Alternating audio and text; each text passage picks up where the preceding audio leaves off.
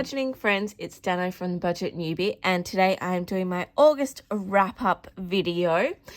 So for this video, I have gone and filled it all out. It's what I did last time, and I just found it a lot quicker to get through. You're not having to watch a whole lot of sped up stuff. But if you do prefer the other version where I fill it out all on camera, please let me know and I will mix it up and do a little bit of both in the future.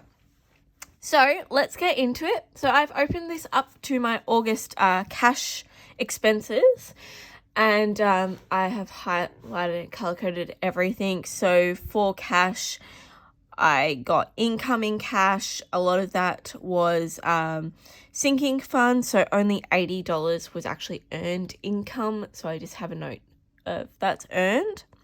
I did quite a lot for savings because obviously my sinking funds are all in cash.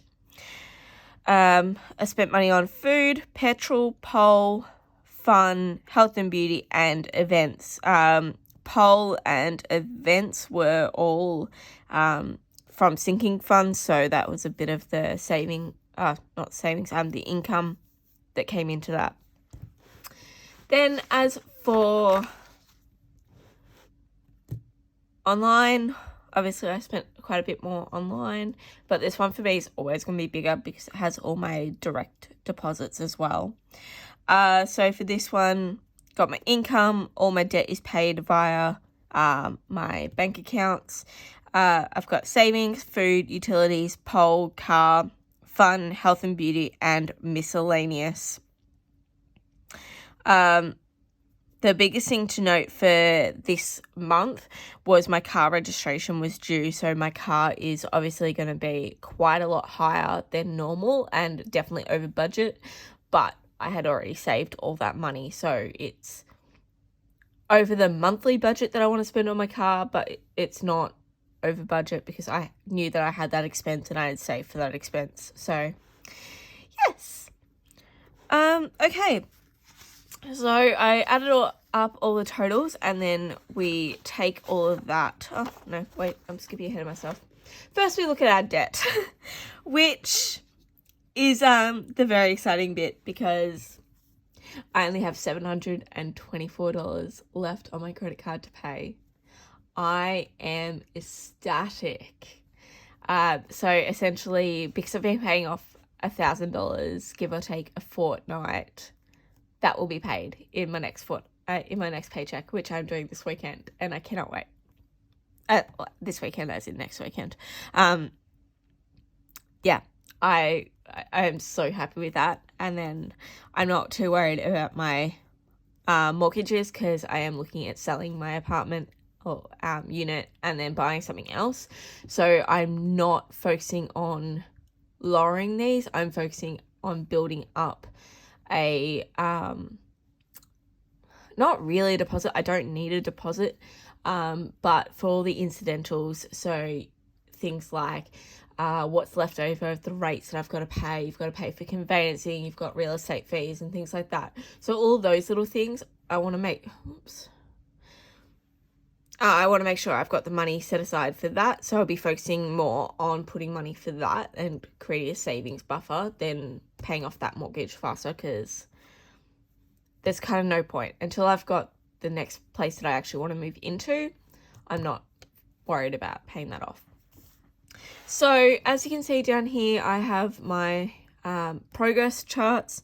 So I started the month with $134,050.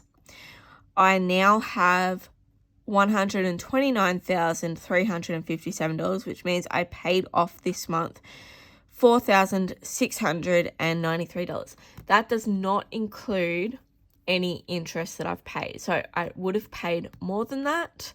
However, because of interest, it doesn't show like that. And I made 3% progress on my debt, which doesn't seem like a lot, but that's because the mortgage is so big that it makes it look like not a lot. So from the start of when I started this budget workbook. This is not from when I first started my debt payoff. So I started with 147,866. I've paid off so far $18,509. That's since March. I started on the 1st of March. So what's that? March, April, May, June, July, August. 6 months. I've paid off $18,000. That is amazing, and definitely something I never thought was possible. I was looking at like a 5-year plan and stuff like that, which in hindsight is stupid because the amount of debt, like interest you would pay on that. So yeah, I'm just very excited that that's how much I've paid. So I've done in 6 months a total of 12.5% of my debt payment. And that's only going to get better once I sell this unit, buy the house that I actually want to live in. Then I'd definitely be a bit more aggressive on paying off that mortgage, which means it would come down more rather than I'm looking at putting things into savings at the moment. Yeah, I don't worry about my net worth. I don't really care how much I'm worth. Like, yeah, I just don't care. I'd rather be happy. So, here's where the breakdown happens. So I had a starting balance of $986.05. I had incoming income of $9,027. However, only $7,172 was actually earned income. So I had a total monthly income of $10,013. Now, like I mentioned in the past, I do green is a positive way. So for debt and savings, that will be green. Anything green means it's plus. I've actually spent more in that category. However, for all the other categories, it means I've spent less. So I look at green as positive and red as negative. However, I'm going to have to reconsider this because my plan for debt now is to just put in my mortgage minimum payments. So I'm going to be bringing that number down quite a lot, and rejigging all that. So I'm going to have to change up my actual monthly budget amounts.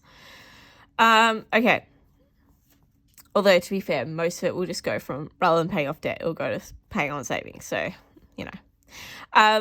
So I put in 1,800 more for debt, put in 1,535 more for savings.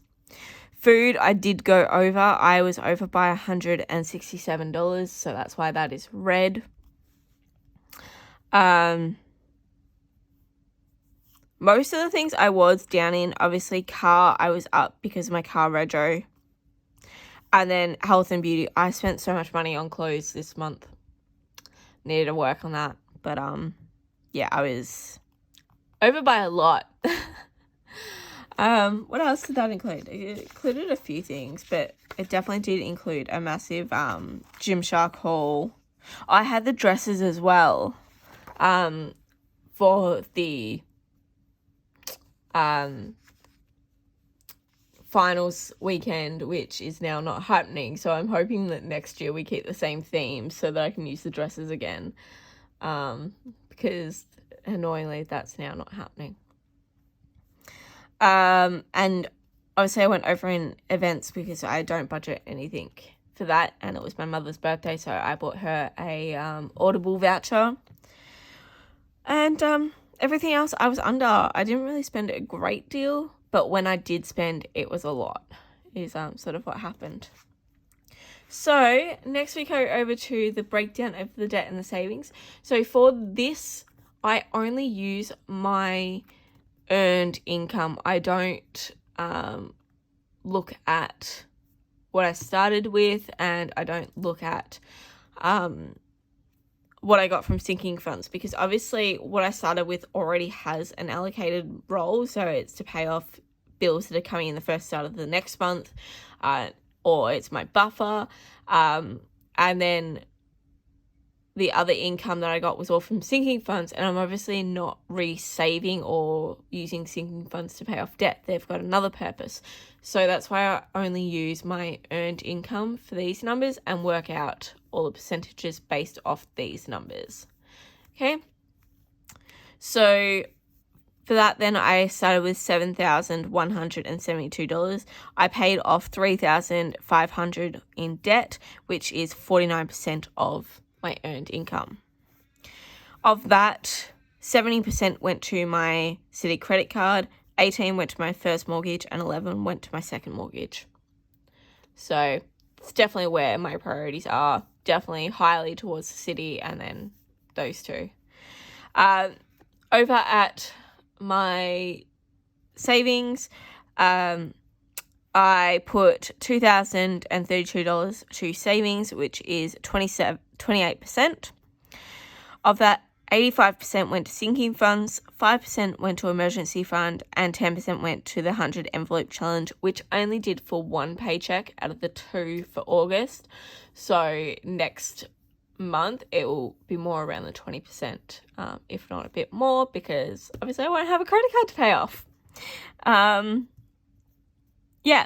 So I'm very happy with how they worked out there. Definitely all my priorities. Definitely first priority is my city credit card and my sinking funds for savings, and yeah, it's definitely where I want it. And that's what we want to make sure when we're doing this review, is we are actually putting our money where we want it to go and where our priorities are. And if we're not, then for the next month we need to reassess where we're putting our money and put it in accordingly. And then finally, we just have the comparison between July and August. So there was a massive difference in income between July and August. However, because I hadn't properly filled out June, I couldn't really work out where I started in July. So I had a little bit of a roll-on effect. So I couldn't actually write up what the monthly change is. But going back through things, I did have a difference. That's why I paid less to debt. But also because we had lockdowns and things like that, that's affected my paycheck a lot. So obviously I couldn't put in as much as I would like to debt. Same with to savings. But that's why. At least I know why. I did spend more in food, which is a shame. Spent quite a lot less in petrol because obviously with lockdowns I'm not driving. And I can guarantee in September it will be even less than that because, yeah, I filled up my car once, I think, since halfway through August. Utilities spent a bit less. Pole, obviously I haven't been able to do anything, so that's gone down. Car, it's gone up because of the rego. Fun, I spent a bit more, but I barely spent anything in July. Like, that's a very low number for fun, so that's fine. 124 is still within my monthly budget, so it's fine. Health and beauty, I spent a bit more, but obviously I need to work on this category a lot because I've spent quite a lot in both July and August. Some of that I do think is more the fact that with all the lockdowns, it's the one category that I'm spending more in because it makes me feel good. Like it's including clothes, it includes facial, like masks and things like that, like all that sort of beauty stuff that you can do at home while I've got nothing else to do. So I think that's a part of why it's quite a bit higher. Obviously I spent more in events because I had the birthday, but I spent less in miscellaneous, which is good because miscellaneous for a lot of people is a very hard category to control because it sort of just catches everything that's left over. But that is where I'm sitting for the end of August. So, yeah, I'm pretty happy with all of that. And then I'm excited for September because lots of things are going to change. Just have a bit more freedom with my money a little bit. It essentially frees up about hopefully around $1,000 a paycheck. So that's definitely exciting. most of that will just go into savings. But yeah, I'm definitely looking forward to being able to use that money and do all the things with it. So that is it for this video. Now, I had a giveaway going for my 250 subscribers, and for that the winner is winning a $25 Amazon gift voucher, and as well as a a copy of the Woodlands Part 1 cash envelopes that I have up on my Etsy site. So the winner is, drum roll, and I'm going to insert it here.